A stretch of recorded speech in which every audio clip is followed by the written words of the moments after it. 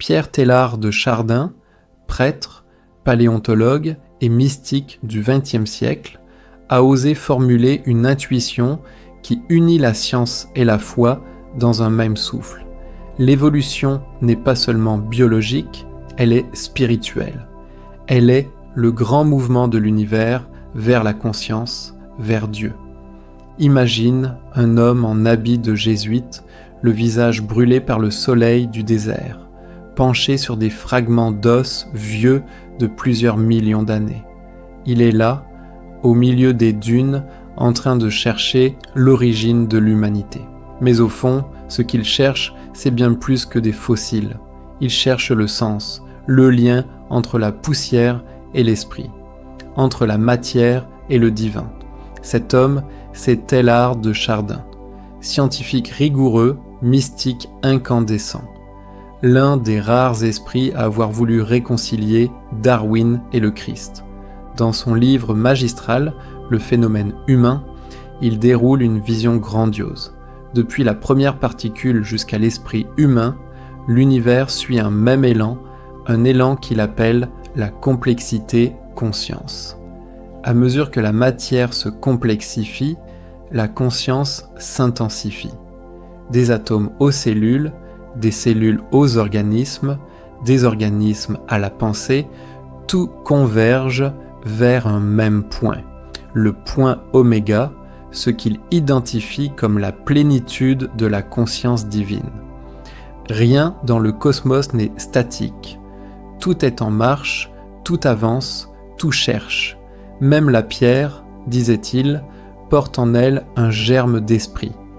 Car la matière, selon lui, n'est pas le contraire de l'esprit, elle en est la matrice. L'univers est une grande gestation. Et l'humanité, son regard le plus lucide. Nous sommes, à travers nos luttes, nos amours, nos découvertes, la conscience par laquelle la création prend conscience d'elle-même. C'est vertigineux, n'est-ce pas? Teilhard ne voyait pas l'homme comme un accident de la nature, mais comme une étape du cosmos vers sa propre illumination. L'évolution, pour lui, n'est pas un chaos aveugle, c'est une marche vers la lumière. Une montée lente, parfois douloureuse, mais irrésistible, vers la conscience totale. C'est le Christ cosmique, disait-il, qui attire le monde à lui, non pas du dehors, mais du dedans. Dieu ne plane pas au-dessus de l'univers, il s'enfante à travers lui. Et c'est là que tout change, car cette vision ne te place plus face à un monde inerte, mais dans un univers vivant, en expansion spirituelle. Tu n'es plus une poussière perdue dans le vide, tu es une cellule consciente du grand corps de la création. Ton évolution personnelle participe à l'évolution cosmique. Quand tu aimes, quand tu comprends, quand tu crées, tu fais avancer le monde entier vers son accomplissement. Teilhard appelait cette conscience globale la noosphère, la sphère de l'esprit humain, qui enveloppe aujourd'hui la planète comme une peau de pensée. Après la géosphère, la matière, la biosphère, la vie, vient la noosphère, la conscience collective. Internet, les échanges d'idées, les liens invisibles entre les êtres. Tout cela, Teilhard l'avait pressenti bien avant l'heure. Il voyait poindre, à travers l'histoire humaine, une unification progressive des consciences. Non pas une uniformité, mais une communion. L'humanité entière, disait-il, est appelée à former un seul être pensant. Mais ce n'est pas une fusion matérielle, c'est une union dans l'amour. Car pour Teilhard, l'amour est la force même de l'évolution. Ce n'est pas un sentiment ni une morale. C'est l'énergie unifiante du cosmos. L'amour attire, relie, élève. C'est la gravité du cœur. Tout ce qui s'aime se complexifie. Tout ce qui se ferme se dissout. Aimer, c'est participer à la montée de la conscience. Haïr, c'est la retarder. Voilà la loi fondamentale de l'univers. Cette idée, il l'a payée cher. À son époque, ses supérieurs religieux ont vu d'un mauvais œil cette théologie de la matière. Comment un prêtre pouvait-il parler d'évolution comme d'une œuvre de Dieu? Comment oser dire que le Christ est le terme de la cosmogenèse. Teilhard fut réduit au silence, interdit d'enseignement, exilé en Chine. Mais il n'a jamais cessé d'écrire, de méditer, de croire, parce qu'il savait que la vérité finit toujours par se frayer un chemin. Et aujourd'hui, des décennies plus tard, sa pensée résonne comme une prophétie. Car oui, Teilhard avait vu venir notre temps, ce monde connecté, ce chaos de progrès et de division, cette tension entre technologie et spiritualité. Tout cela, il l'avait entrevu. Il savait que l'humanité atteindrait un seuil critique, où il lui faudrait choisir entre la désintégration ou la convergence. Et il croyait profondément que cette convergence passerait par l'éveil spirituel collectif. Non pas un retour au passé, mais une transcendance du monde à travers la conscience. Regarde bien autour de toi, les crises, les guerres, les bouleversements climatiques, les mutations technologiques. Tout cela n'est pas la fin, c'est une phase de contraction avant une naissance. L'humanité, disait Teilhard, est en travail. Ce qui se prépare, ce n'est pas une apocalypse de destruction, mais une apocalypse de révélation. Apocalypsis, en grec, signifie dévoilement. Ce qui se dévoile, c'est la présence du divin dans la matière, l'esprit qui émerge du chaos. Et toi dans tout ça ? Tu n'es pas un spectateur, tu es une parcelle consciente de ce processus. Tu participes à chaque instant à la montée de la création. Quand tu t'efforces de comprendre plutôt que juger, quand tu cherches la paix plutôt que la peur, tu deviens un point de lumière dans ce vaste réseau d'éveil. Teilhard disait « L'homme n'est pas une création achevée, mais un être en devenir. Il n'y a pas de finalité close, pas de paradis statique. Le divin est un mouvement, une ascension sans fin vers plus d'unité, plus de conscience, plus d'amour. » Dans le phénomène humain, il décrit cette ascension comme une spirale. La matière se complexifie, la vie se personnalise, la pensée se spiritualise, et tout cela converge vers un centre de conscience absolu, le Christ Oméga. Ce Christ n'est pas simplement celui des évangiles. Il est la personne cosmique dans laquelle tout l'univers trouve son accomplissement. Chaque étoile, chaque cellule, chaque âme y trouve sa place, son sens, sa paix. Ce qui est magnifique, c'est que cette vision ne nie rien de la science. Au contraire, elle l'élargit.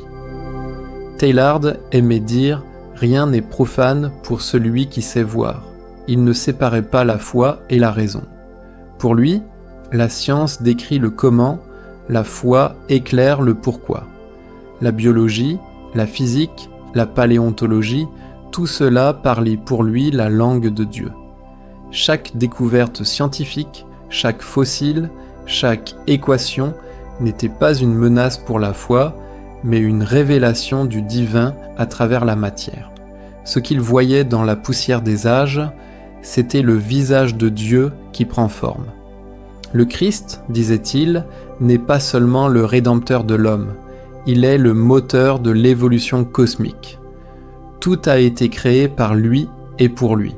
Voilà la phrase de saint Paul qui résonnait dans son cœur comme une certitude scientifique.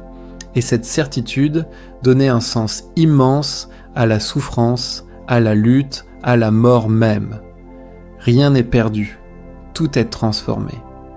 Quand tu traverses la douleur, quand tu crois que tout s'effondre, rappelle-toi cette vision. L'univers avance même à travers les ténèbres. L'amour agit même dans le chaos. Le feu de la création ne s'éteint jamais. Teilhard voyait la croix du Christ non pas comme un échec, mais comme le symbole même de cette ascension par la transformation. Le bois de la croix, c'est la matière s'ouvrant à l'esprit. Le sang qui coule, c'est la vie qui continue de naître. Le tombeau vide, c'est le signe que la matière elle-même peut devenir lumière. Ce message, il le murmurait à tous ceux qui doutaient, à ceux qui cherchaient un sens dans un monde de plus en plus technique, de plus en plus déshumanisé. Il disait « Nous ne sommes pas les spectateurs de l'évolution, nous en sommes les artisans. Chacun de nous porte une responsabilité immense, celle de faire advenir en soi la conscience du tout. Chaque fois que tu choisis la bonté, tu fais progresser la noosphère. Chaque fois que tu dépasses ton ego pour servir la vie, tu fais un pas vers le point oméga. Et ce point, ce n'est pas une fin de l'histoire, c'est un horizon, un aimant cosmique, une promesse de plénitude vers laquelle tout tend. Teilhard savait qu'on ne peut pas y arriver par la force, ni par la peur, ni par la domination. L'évolution spirituelle n'est pas une conquête, c'est une offrande. C'est l'amour qui attire, non la puissance. L'univers n'avance pas parce qu'il est contraint, mais parce qu'il désire. Et ce désir, c'est la trace du divin en chaque être. Quand tu regardes une fleur qui s'ouvre, un enfant qui rit, un visage qui pardonne, c'est l'univers qui continue de s'unifier. Teilhard t'invite à voir cela, à regarder le monde non pas comme un champ de bataille, mais comme un chantier divin. Oui, il y a des blessures, des déchirures, des destructions, mais la création n'a jamais cessé de se relever. Même la mort, pour Teilhard, n'est pas une fin, c'est un passage, une métamorphose. La graine doit se briser pour donner la plante. Et l'humanité, peut-être, doit traverser ces crises pour s'éveiller à un nouveau niveau d'être. Ce que Teilhard te dit n'est pas une théorie, c'est un appel. Il te dit que tu n'es pas seul, que tu participes à un dessein immense, que ta vie, même dans ses plus petits gestes, contribue à l'éveil du monde. Quand tu pries, quand tu espères, quand tu persistes à croire que le bien existe encore, tu ajoutes une étincelle à la lumière du cosmos. Et cette lumière, un jour, se reconnaîtra elle-même. La prochaine fois que tu sentiras le poids du monde, rappelle-toi, le monde est en gestation. Il enfante la conscience. Et toi, tu es une de ces contractions. Ce n'est pas la fin, c'est le commencement. L'univers, disait Teilhard, n'est pas un accident. C'est une aventure vers Dieu.